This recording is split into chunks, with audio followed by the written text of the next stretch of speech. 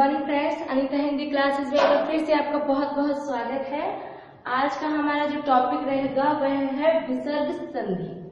देखिए, विसर्ग संधि क्या है ये हम एक बार पहले भी जब हमने संधि का टॉपिक शुरू किया था तब हम पढ़ चुके हैं, लेकिन फिर एक बार थोड़ा सा देख लेते हैं विसर्ग संधि क्या है, फिर उसको डिटेल से जानेंगे कि उसके नियम कैसे कैसे। किसी भी स्वर या व्यंजन का जब विसर्ग से मेल होता है, या आप कहें कि विसर्ग का किसी भी स्वर या व्यंजन से जब मेल होता है और उस मेल के कारण जो विकार उत्पन्न होते हैं उसे कहते हैं विसर्ग संधि।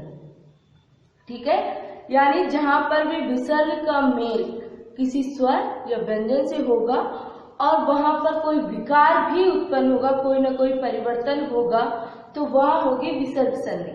अब विसर्ग संधि के नियमों की हम बात करते हैं। विसर्ग संधि का पहला नियम क्या है? देखिए, कभी भी जब विसर्ग से पहले ए हो, ए विसर्ग से पहले ए हो, ए के बाद विसर्ग प्लस वर्ग का कोई भी तीसरा चौथा पांचवा वर्ण, यानी विसर्ग के पहले ए होना जरूरी है और विसर्ग के बाद में जो अगले शब्द की हम बात कर रहे हैं उस शब्द में जो पहला वर्ण होगा वो होगा विसर्ग या तो तीसरा चौथा पांचवा किसी भी वर्ण का, वर्ग का, या फिर गैर लघु, इनमें से कोई भी हो, है ना। किसी भी वर्ग का तीसरा चौथा पांचवा वर्ण या फिर गैर लघु हो तो विसर्ग का ओ हो जाता है। देखिए, जैसे हमने लिया मन, यहाँ ए है, स्वर यहाँ पे ए है, मन है, रम, मन है प्लस रम, रम हमने देखा गैर लघु हमने लिखा हुआ है। अगर गैर लघु सामने है तो क्या होगा, इसका हो जाएगा मनोरम। मैंने धन रम हो गया मनोरम। जैसे मन प्लस अनुभूति,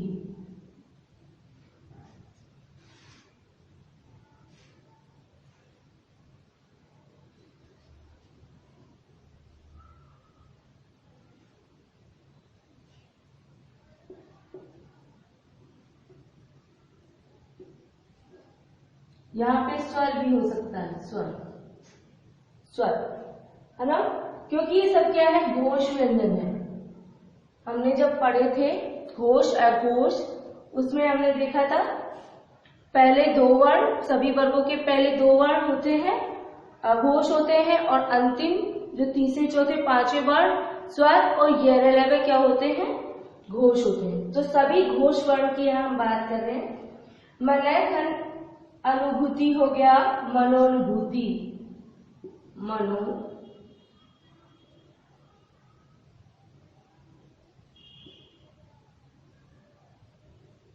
मनोनुभूति।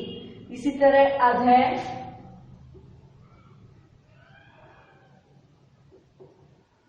रसमुखी हो गया अधोमुखी, अधय धन भूति हो गया अधय धन मुखी हो गया अधोमुखी। जैसे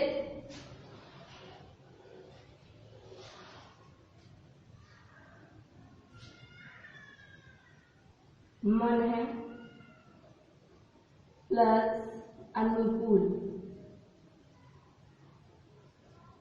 मन है धन अनुकूल क्या हो जाएगा, मनोनुकूल। अधय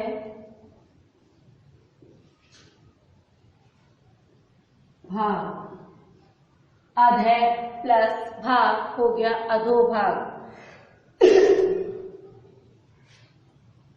हृदय धन गुण हो गया रजोगुण।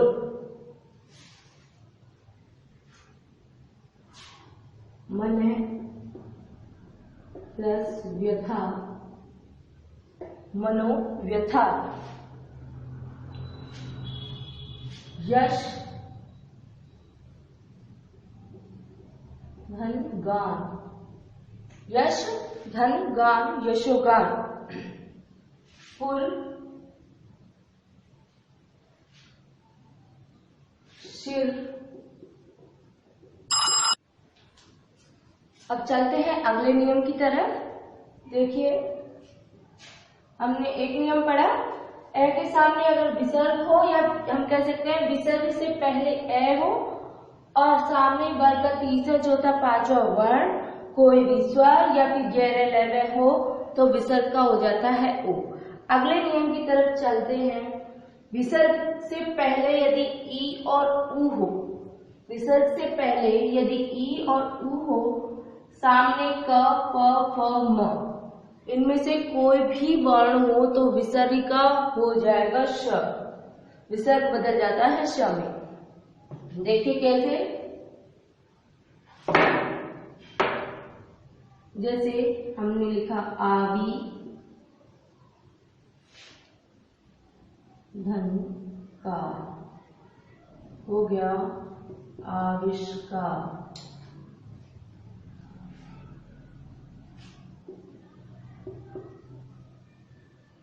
आवी धन कार हो गया आविष्कार। चतु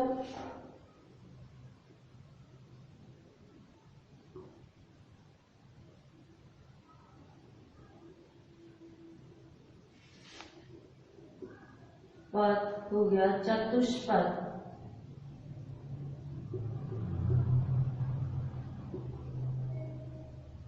चतु धन पद हो गया चतुष्पद। इसी तरह नि धन पा हो गया निष्पाप।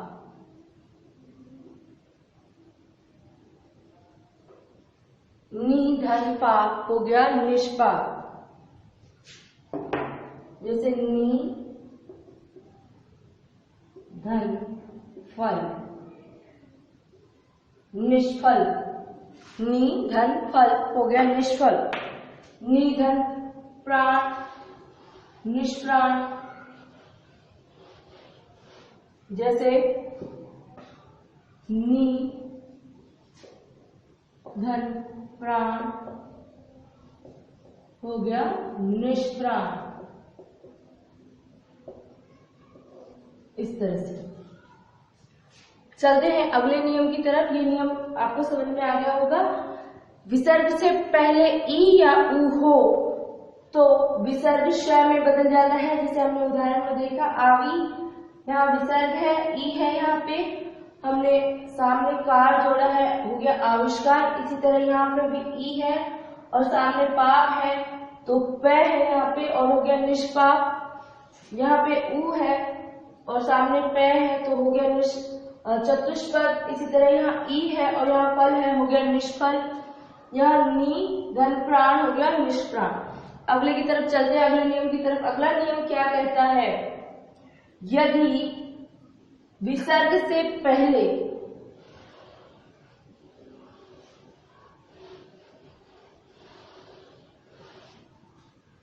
अगला नियम क्या कहता है, यदि विसर्ग से पहले ई या उ हो, ई या उ विसर्ग से पहले प्लस सामने कोई भी घोष व्यंजन,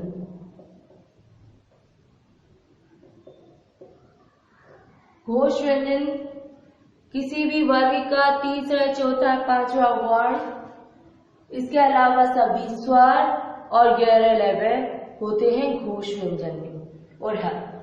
ठीक है, तो किसी भी ई और उ के सामने यदि घोष व्यंजन हो, बीच में विसर्ग है, या हम कह सकते हैं कि विसर्ग से पहले ई और उ हो और सामने घोष व्यंजन हो तो विसर्ग बदल जाता है र में। विसर्ग बदल जाएगा र में। जैसे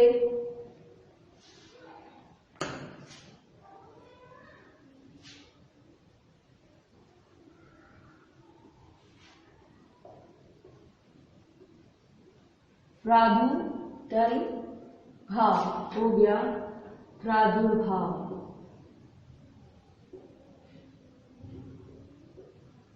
विसर्ग बदल गया र में।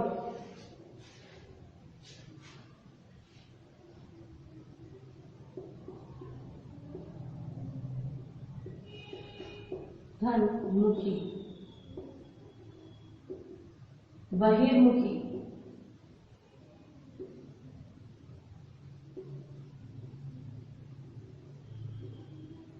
बहिर्मुखी। इसी तरह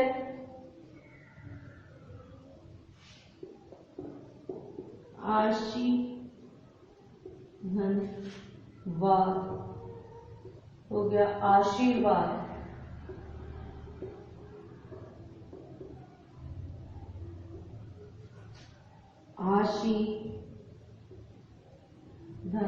वचन हो गया आशीर्वचन।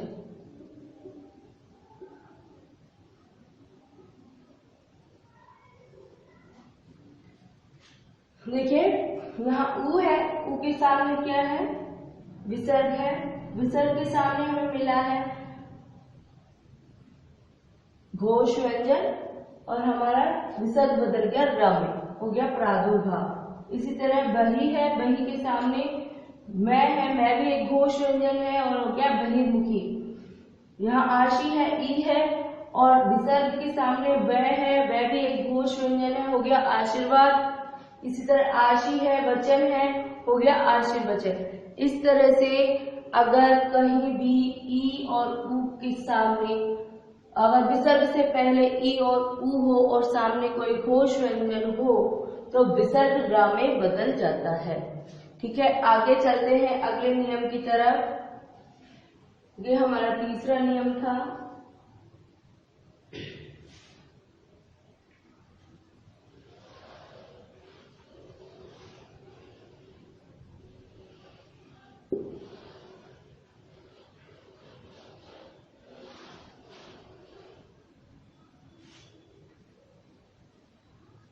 विसर्ग से पहले यदि ए हो, विसर्ग से पहले यदि ए हो और सामने या तो क, ख या फिर प, फ हो तो विसर्ग एज इट इज बना रहता है। देखिए विसर्ग से पहले यदि ए है और सामने क, ख, फ, फ है तो एक नियम ये चलता है कि विसर्ग एज इट इज बना रहता है। जैसे हमने लिखा प्रातः, धन काल हो गया प्रातः काल।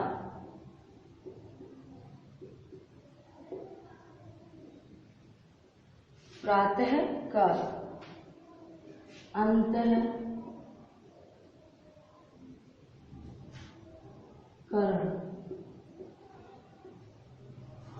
हो गया अंतःकरण।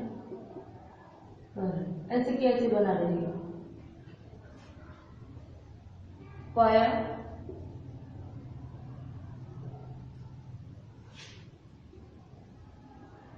पान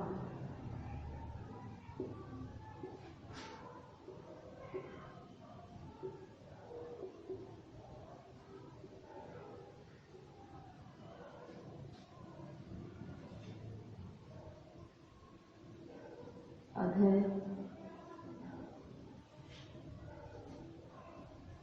धन पतन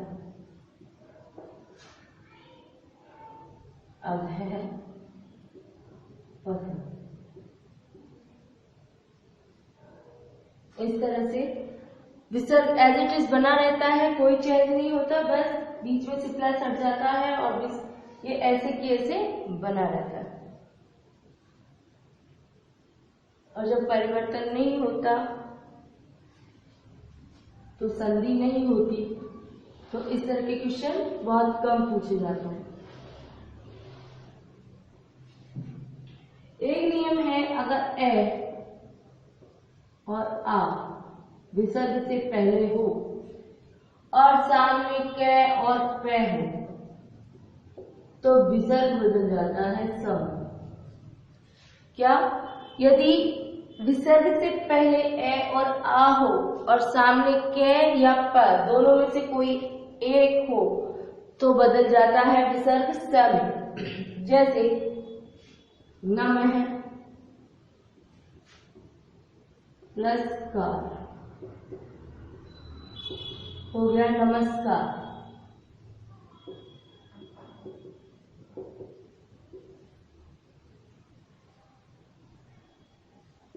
पुरः प्लस कार हो गया पुरस्कार।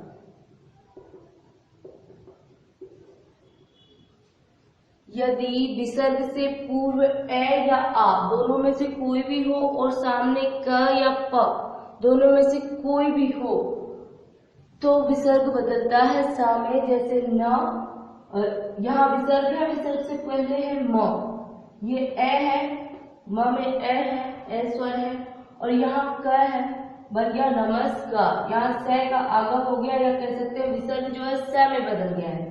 इसी तरह पूरा है धन का हो गया पुरस्कार।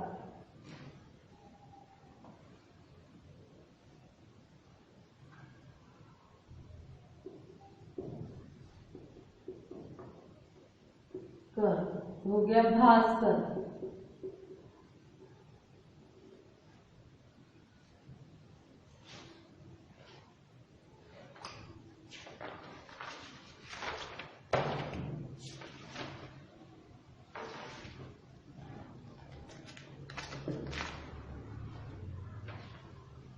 जैसे तिर झंकार हो गया तिरस्कार। इस तरह से यहाँ चेंज होता है। अगला नियम देखेंगे जो सबसे मोस्ट और बड़ा नियम है। ये सारे नियम छोटे छोटे ही थे और जो अधिकतर क्वेश्चन एग्जाम में पूछे जाते हैं, जिसके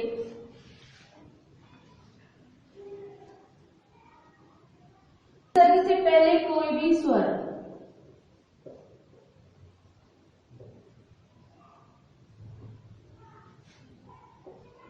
और विसर्ग के बाद में यदि श है या फिर च और छ इनमें से कोई वर्ण है तो विसर्ग बदल जाता है स में। विसर्ग से पहले कोई भी स्वर हो, विसर्ग के बाद में स, च और छ तीनों में से कोई भी वर्ण आए तो विसर्ग बदल जाएगा श में। अगर विसर्ग, ये तो पहला है, अगर विसर्ग के बाद श, ट और ठ तीनों में से कोई भी वर्ण हो तो विसर्ग बदल जाता है श में। यदि विसर्ग के बाद स, त और थ हो तो विसर्ग बदल जाता है स में। बहुत ही सिंपल है। यदि विसर्ग से पहले कोई स्वर हो और विसर्ग के बाद में स, च, छ तीनों वर्णों में से कोई भी वर्ण आ जाए तो विसर्ग बदलेगा स में। श, ट, ठ में से कोई हो तो विसर्ग बदलेगा श में, और स, त, थ में से कोई हो तो विसर्ग बदल जाएगा स में। ठीक है, इसके उदाहरण देखते हैं हम, तभी और अच्छे से क्लियर हो जाएगा। अंत है, अंत है, यहाँ स्वर है प्लस चेतना, अंत है प्लस चेतना। यहाँ च है, च के साथ स लगा हुआ है, हो गया अंतस चेतना।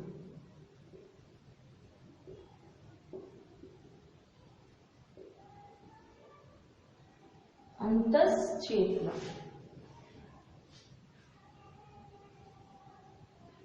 तप है,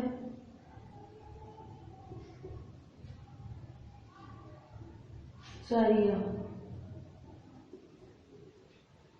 गया तपश्चर्या।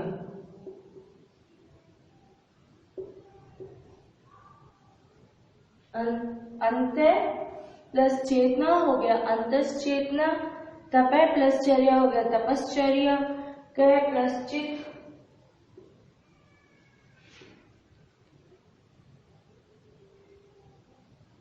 पश्चित।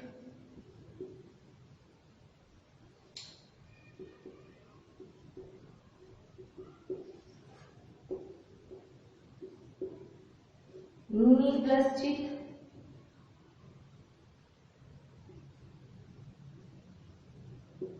हो गया निश्चित।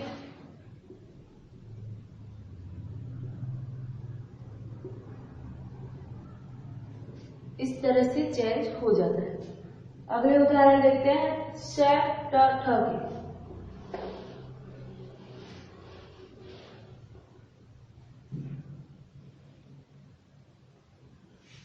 जैसे धनु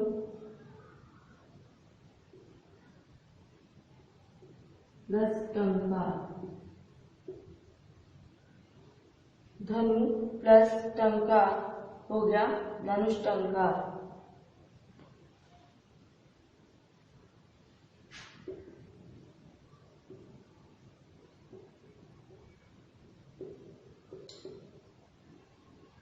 जैसे मने प्लस ता। मने प्लस ता। तो अगर तय आया है तो सामने किस में बदलेगा विसर्ग? सामने मनस्ता।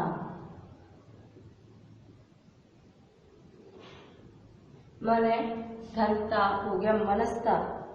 जैसे नम है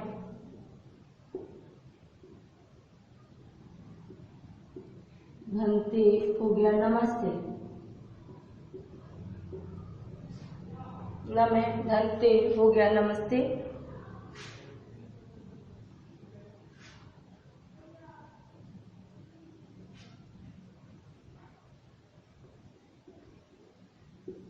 धन सीमा चतुसीमा।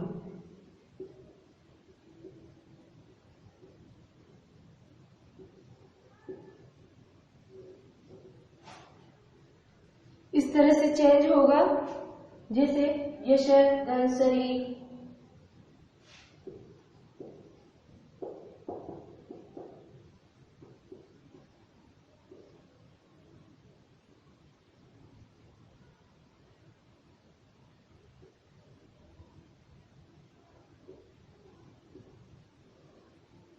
इस तरह से